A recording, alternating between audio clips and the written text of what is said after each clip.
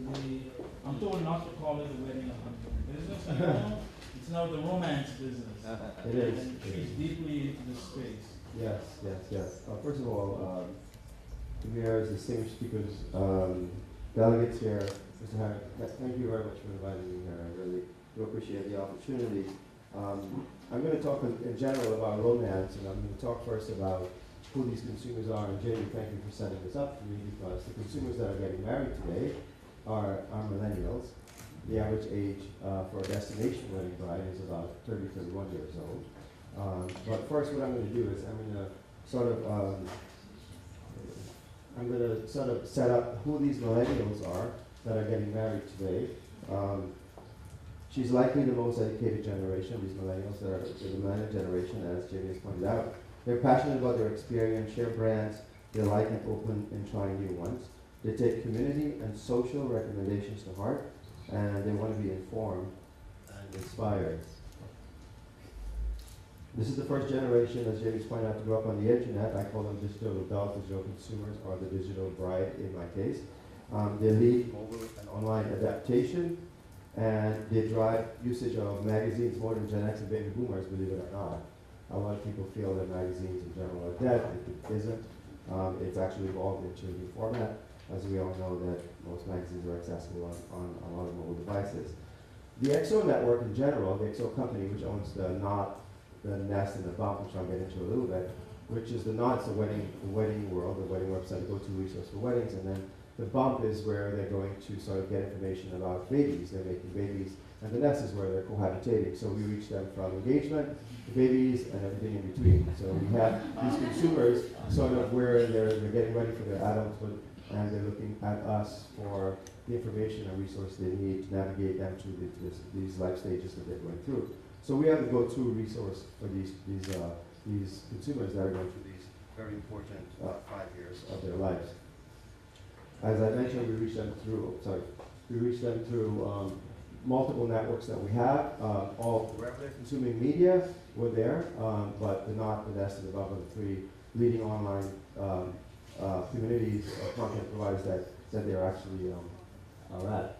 Across the network, we reach about 50 million unique consumers like this, which works out to roughly about close to 20% of that 80 million millennial audience that are marrying age, that are in that either in a relationship or about to get married or actually making babies.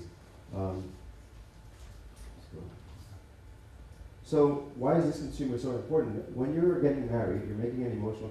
When you're getting married, you're making a lot of brand decisions. You're going through major milestone events. Weddings, babies, and homes trigger these events. So old habits are falling away, and new habits are being formed, and buying habits are in flux. So there's Wall Street Journal had a quote about a year ago that says marketers that are going through life transition are vulnerable for interruption by marketers, because they're making brand decisions. They're changing. They're making decisions on a lot of different brands. If you're in a relationship with someone and you just move in with them, or you just get married, you're not going to hold. Some of them may hold 2 different banking accounts. Some may hold one brand of toothpaste in their house. There's just a lot of food and packaged goods decisions are being made. Financial decisions are being made. Travel decisions are being made, and they're generally guys. The women are in charge of the final decisions. So they're in the largest spending period of their lives. So they're spending. The wedding industry itself is a $70 billion plus marketplace. 125 billion are being spent on setting up new homes and new home purchases. And for those who have children in the family, we know how much the new baby costs, right? So it's over $50 billion spent on newborns and toddlers. So what I'm going to talk about is the destination weddings and honeymoon market. I'll spend a little bit of time, and I'm going to sort of rattle off a few things that are important to the Caribbean. In general, 24% of all weddings are destination weddings, which is a lot when you consider there's over 1.7 million wedding events in the United States. Actual wedding events, meaning actual weddings that are taking place. Of that 24%, 45% of them are international destination wedding, which is up by about 15% over less than a year ago.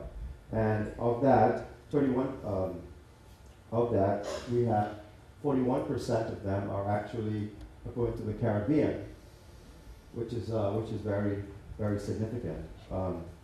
And they're going to Jamaica, predominantly the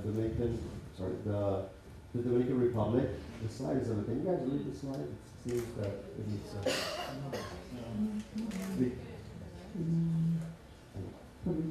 Puerto Rico, followed by St. Lucia, and Bahamas, then St. Lucia. Most of these consumers are coming from the Mid-Atlantic, South Atlantic, East, North, Central, and Pacific area. In general, they're choosing a destination because they're looking for somewhere a special fun locale. They want to have intimate and more fewer guests. They want something easier and less expensive to plan, etc. Their location, in general, they're looking for peaceful and restful relaxation, accommodations that are affordable for their guests. They're looking for lots of activities for their guests as well, and they're looking for tropical locale. They're also looking for a destination that they have possibly been to before, or have some type of connection with. So I'm going to slip over to the honeymoon market.